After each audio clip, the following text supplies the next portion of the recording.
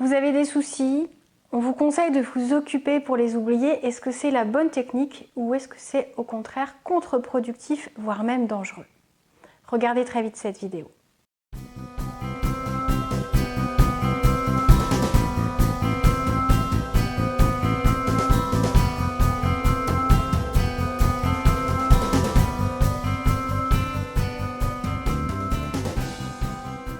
Bonjour à tous, c'est Valérie Sauvage du site challengeyourself.fr. Aujourd'hui, une vidéo qui va traiter d'une manière que l'on a d'essayer d'éliminer ou de ne plus penser à ses soucis, qui consiste à s'occuper en permanence, à remplir ses journées de tellement de choses qu'on n'a plus le temps de penser à ses problèmes. Alors, est-ce que c'est une méthode qui marche? Est-ce que c'est quelque chose qu'il faut privilégier ou est-ce qu'il n'y a pas un danger derrière cette manière de se noyer et d'éviter de penser? C'est ce qu'on va voir tout de suite. Je suis coach de vie. J'interviens au quotidien auprès de personnes qui ont des envies d'avancer dans leur vie, de transformer certaines choses, de prendre un autre chemin, de changer de voie ou de se transformer, d'aller plutôt vers la personne qu'ils ont envie d'être, qu'ils sont au fond d'eux, et puis de développer leurs qualités, leurs capacités, leur confiance en eux. Tout ce qui va toucher à l'estime de soi et à l'image de soi qui des fois est tellement loin de l'image qui est renvoyée. Alors c'est plutôt un élan positif, mais des fois il y a des peurs, il y a des freins, il y a des choses qui limitent, qui empêchent de passer à l'action.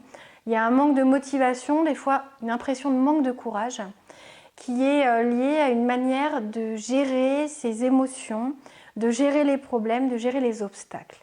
Notamment, un problème qui revient souvent, une question qu'on pose souvent, c'est est-ce que c'est vraiment utile, est-ce que ça marche de s'occuper en permanence pour oublier ses soucis? Alors oui et non, c'est des fois très bien et c'est des fois très dangereux. Je vais vous expliquer ça dans cette vidéo. L'intérêt pour moi, c'est de vous mettre en garde. Quand on a un problème, quelque chose qui doit être réglé, ça doit être réglé. C'est pas parce qu'on s'occupe, qu'on remplit ses journées de plein de choses, qu'on se met au sport, qu'on se met à apprendre une nouvelle langue, qu'on sort prendre un verre avec des amis, qu'on se met à jouer à des jeux de société avec les enfants, qu'on est tout le temps avec eux, qu'on se lance en cuisine. Arrêtez. Calmez le rythme. C'est pas en accélérant le rythme de votre vie, en vous surchargeant de pensées, de travail, que vous allez vous éloigner du problème. Le problème est là, il vous attend tranquille, tapis dans un coin, et dès que vous aurez un petit moment de tranquillité, hop, il reviendra et vous allez vous rappeler que vous n'avez pas réglé ce problème. Et là, c'est pas bon du tout pour la confiance en soi parce qu'on a tous foi en nos capacités, en notre manière d'appréhender les obstacles, de réussir à les surmonter, à franchir les étapes et les difficultés, quelles qu'elles soient. Si plutôt que de les affronter et de les régler, on les fuit, ça va devenir une habitude et on va dire que finalement on n'est pas capable de surmonter les difficultés qui se présentent dans notre vie, que la vie amène sur notre chemin, alors que finalement c'est peut-être dans notre attitude qu'il y a quelque chose à régler plus que dans une croyance, dans un destin qui s'acharne contre nous. Si vous savez affronter les obstacles, vous allez prendre l'habitude, vous allez gagner en confiance, vous allez le faire de plus en plus facilement. Alors est-ce que s'occuper en permanence, se noyer dans un rythme effréné est quelque chose de positif ou plutôt de dangereux? Les deux. C'est-à-dire qu'il y a un temps pour tout. Alors oui, quand on est à chaud, quand on sort du problème, quand par exemple le vendredi soir on s'accroche avec un collègue juste avant de partir, qu'on est tout le week-end en train de le ruminer, il vaut mieux, plutôt que de passer son temps à se refaire, à se repasser la scène non-stop, ce qu'il a dit, ce qu'il a osé nous faire, ce qu'il a osé ne pas faire, l'injustice, nous, ce qu'on a dit, ce qu'on aurait dû dire, ce qu'on aurait dû faire, ce qu'on n'a pas fait. Clairement, il faut vraiment passer à autre chose. Il faut vous occuper, si vous n'arrivez pas, à prendre du recul. Donc oui, faites du sport, oui, passez du temps avec vos enfants, oxygénez-vous, faites un truc qui vous occupe vraiment. Faire la vaisselle, faire le repassage, ça n'occupe pas suffisamment l'esprit pour réussir à penser à autre chose et à se libérer de ses soucis. Faites quelque chose qui demande une attention réelle. Soyez vraiment dans l'instant présent, que ce soit avec vos enfants, si vous faites un énorme puzzle ou même une tour hyper facile, vivez le moment.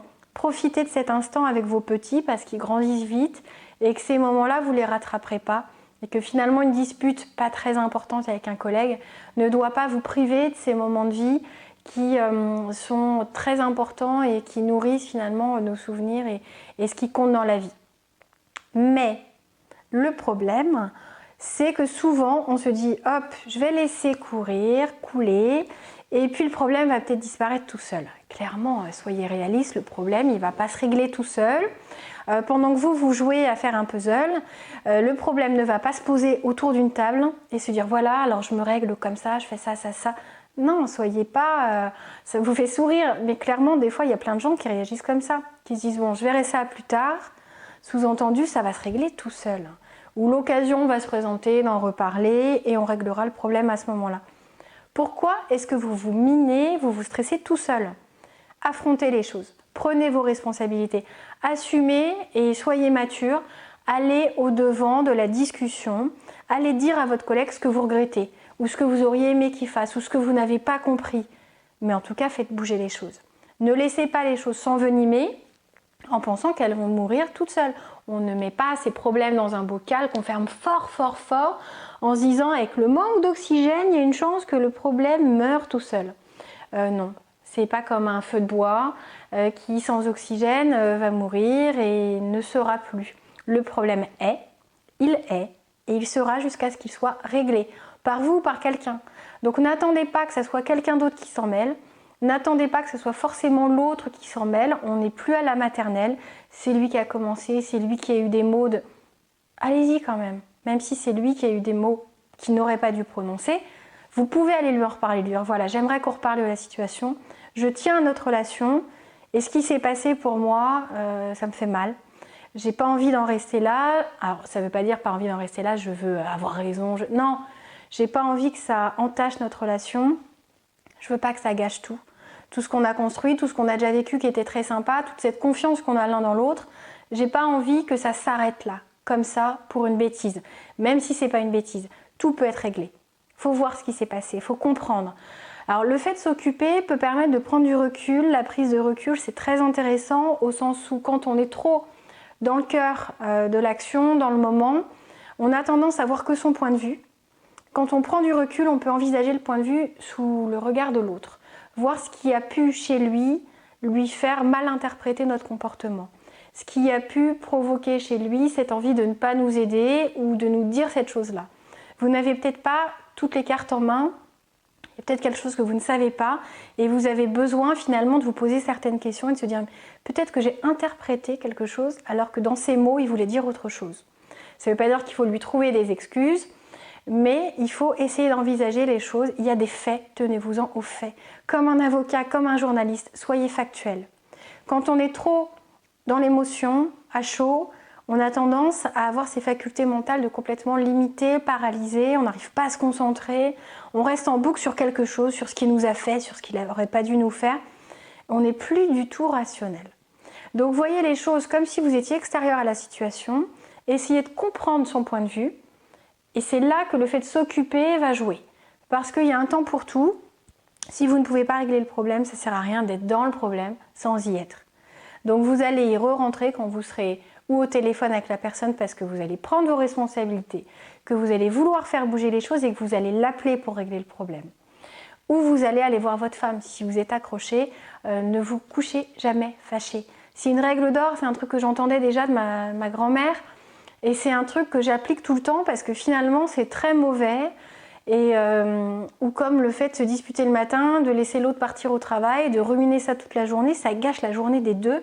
Appelez-vous, réglez le problème, dites ce que vous regrettez, assumez, ok, c'est pas toujours agréable d'assumer ses responsabilités, mais au moins ça libère.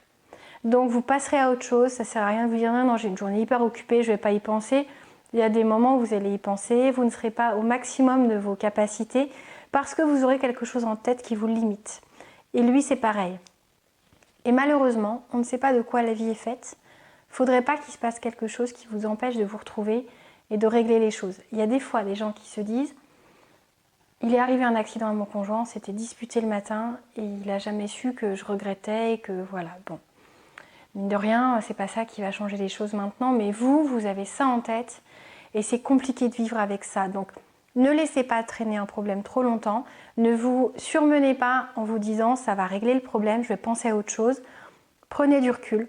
Occupez-vous si vous ne pouvez pas régler le problème, mais ne repoussez pas trop longtemps le fait de régler le problème. Alors ne me demandez pas combien de temps il faut pour régler un problème, c'est propre à chacun, à la capacité d'affronter les événements, de prendre du recul.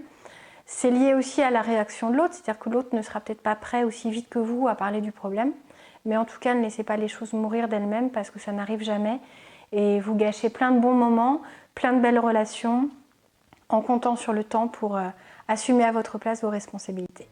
J'espère que vous aurez envie de passer à l'action, envie de changer les choses, envie de changer vos habitudes. Si vous avez tendance pour l'instant à mettre la tête dans le sable, à jouer l'autruche, eh bien changez, c'est pas bon. Donc oui, vous pouvez prendre du recul, vous pouvez vous occuper, mais pas trop longtemps. Ok ? C'était Valérie Sauvage du site challengeyourself.fr. Si vous avez aimé cette vidéo, si ça vous a apporté quelque chose, s'il vous plaît, mettez-moi un j'aime parce que ça sera une jolie récompense. Ça montrera que ces vidéos vous apportent quelque chose. Les regarder, c'est très bien, ça me fait déjà très plaisir, mais si vous ne commentez pas, je ne sais pas si ça vous a plu ou pas. Abonnez-vous si vous aimez ces vidéos, si vous aimez les conseils que je vous apporte, si ça vous est utile au quotidien et si ça vous aide à avancer dans la vie. Partagez la vidéo à tous ceux qui peuvent être concernés par le sujet évoqué. Et mettez un petit clic sur la notification cloche, ça vous permettra de savoir quand il y a une nouvelle vidéo et ne rien manquer. À très bientôt, retrouvez-moi sur le site challengeyourself.fr et n'hésitez pas à me contacter si vous avez envie que je vous coach, si vous voulez changer de vie, avancer dans la vie, gérer au mieux vos émotions et votre stress. À très bientôt. Au revoir.